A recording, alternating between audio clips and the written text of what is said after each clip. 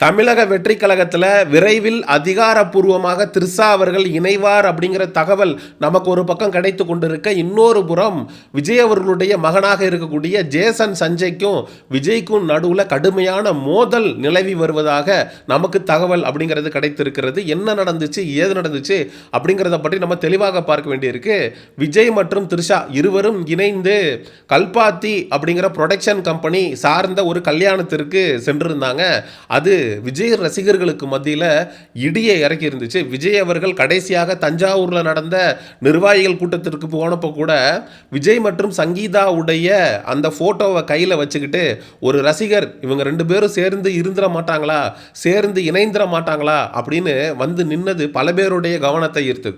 ஒரு படி மேலே போய் ஒரு ரசிகர் எல்லாம் முட்டி போட்டு கர்த்தரை வேண்டிக்கிட்டு கையில் விஜய் மற்றும் சங்கீதா இருக்கக்கூடிய புகைப்படத்தை வைத்துக்கொண்டு முட்டி போட்டு நடந்து போயிட்டு இருக்காரு.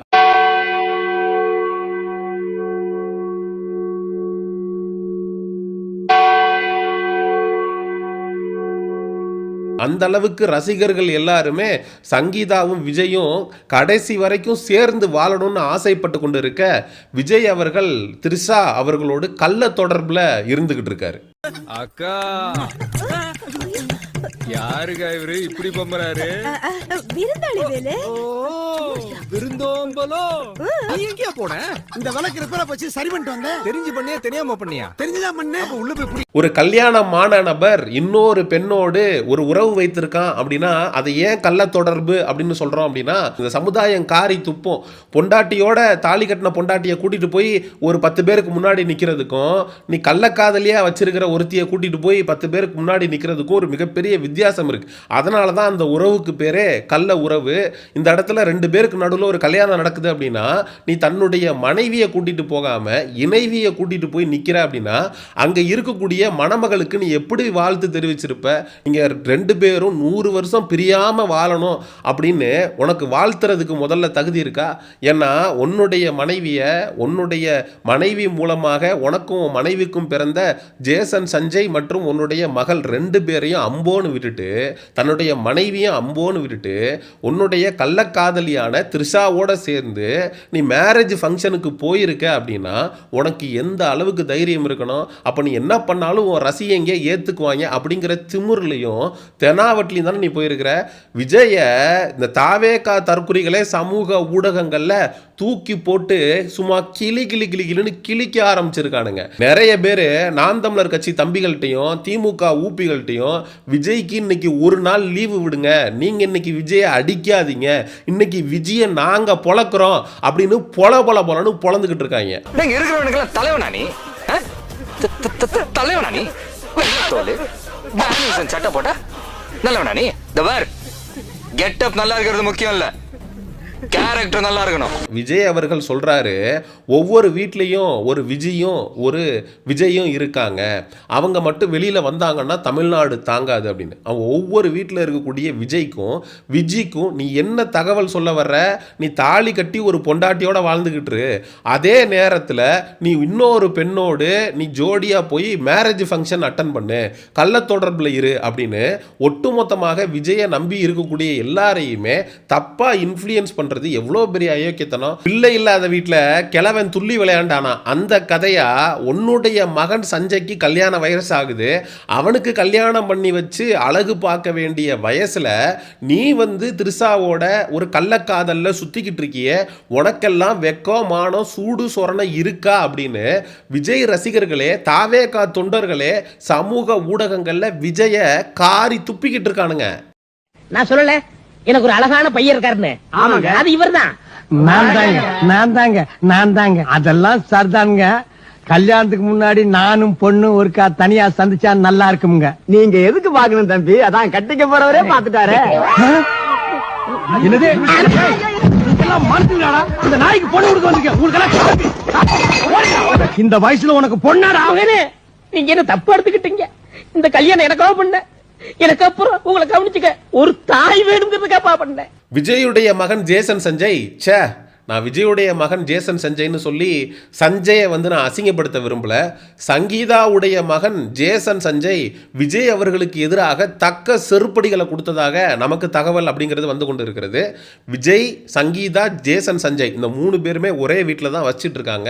சங்கீதா மற்றும் ஜேசன் சஞ்சய் கிரவுண்ட் ஃப்ளோர்லையும் விஜய் வந்து ஃபர்ஸ்ட் ஃப்ளோர்லையும் வச்சுக்கிட்டு வர்றாங்க. தன்னுடைய மனைவியான சங்கீதா தனக்கு எதிராக கொண்டு போய் நீதிமன்றத்தில் டிவோர்ஸ் அப்ளை பண்ணியிருக்காங்கன்ற விஷயமே விஜய்க்கு நியூஸ் பார்த்து தான் தெரியுமா. அப்போது விஜய், சங்கீதா, ஜேசன் சஞ்சய் எல்லாரும் ஒரே வீட்டுக்குள்ளே தான் இருக்காங்க.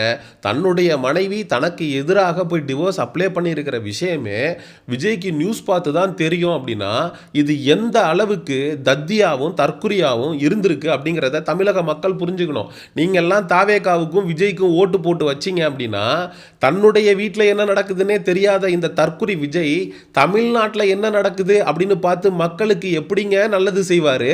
அதுல சங்கீதா அவர்களுக்கு உற்ற துணையாக நின்று விஜய்க்கு எதிராக டைவர்ஸ் வந்து அப்ளை பண்றதுக்கு ஹெல்ப் பண்ண நபர்கள்ட்ட சஞ்சய் அவர்கள் ஒரு முக்கியமான விஷயத்தை ஷேர் பண்ணியிருக்காரு. வருகிற 2026 சட்டமன்ற தேர்தலில் விஜய் மிகப்பெரிய அளவில் தோல்வியை தழுவணும், அதை நானும் எங்க அம்மாவும் பார்க்கணும் அப்படின்னு சொல்லியிருக்காரு.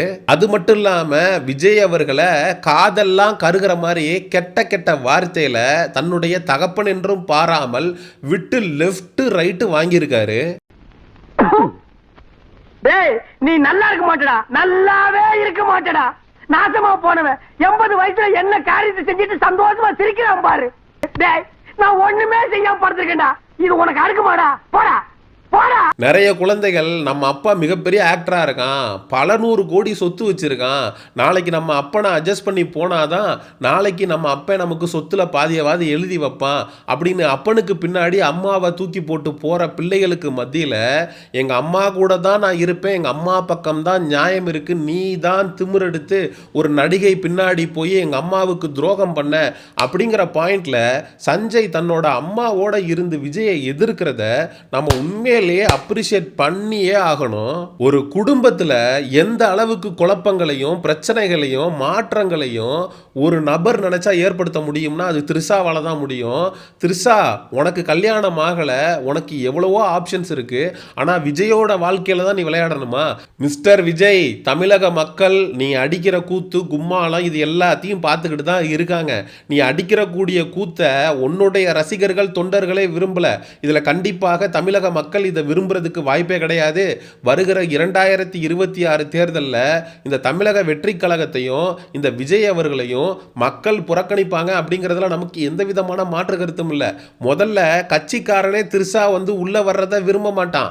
ஏன்னா வீட்டுக்குள்ள போய் இவ்வளவு கலகம் பண்ணி விட்டுருக்கிறா, பொண்டாட்டியை பிரிச்சு விட்டுருக்கிறா, பசங்களை பிரிச்சு விட்டுருக்கிறா, அப்பா அம்மாவை பிரிச்சு விட்டுருக்கிறான்னா நாளைக்கு பொதுச் செயலாளர் இருக்கக்கூடிய புஷி ஆனந்துடைய நிலைமை, ராஜ்மோகனுடைய நிலைமை, நம்ம செங்கு ப்ரோவுடைய நிலைமை, விஜய் அவர்களுக்கு அடுத்து நம்ம ஏதாவது ஒன்றை பண்ணி தமிழக வெற்றி கழகத்து மூலமாக மேலே வந்துடலாம் அப்படின்னு நினச்சிக்கிட்டு இருக்கக்கூடிய ஆதவர்ஜுடாவுடைய நிலைமை, இவங்க நிலைமையெல்லாம் யோசிச்சு பார்க்கும்போது உண்மையிலேயே பரிதாபமாக தான் இருக்கு.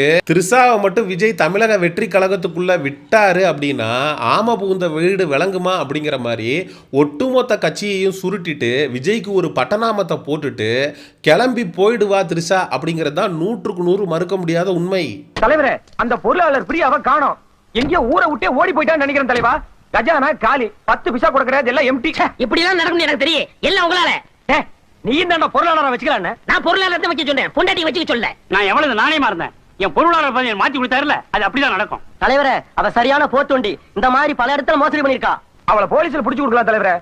தமிழன் பண்ணா நம்மளுக்கு அவமானா. சரி, மக்களாகிய நீங்க விஜய் த்ரிஷாவோட சேர்ந்து அடிக்கிற கூத்த பத்தியும் த்ரிஷா தமிழக வெற்றி கழகத்துக்குள்ள வரப்போறாங்க அப்படிங்கிற செய்தியை பற்றியும் விஜய தன்னுடைய மகனாக இருக்கக்கூடிய ஜேசன் சஞ்சயே காரி துப்புனதை பற்றியும் என்ன நினைக்கிறீங்க அப்படிங்கிற உங்களுடைய கருத்துக்களை மறக்காம கமெண்ட் செக்ஷன்ல சொல்லுங்க. சமூக நிகழ்வு மற்றும் அரசியல் சார்ந்த பதிவுகளுக்கு செயோனிசம் சேனலை சப்ஸ்கிரைப் பண்ணுங்க. அடுத்த ஒரு காணொளியில் சந்திப்போம். நன்றி, வணக்கம்.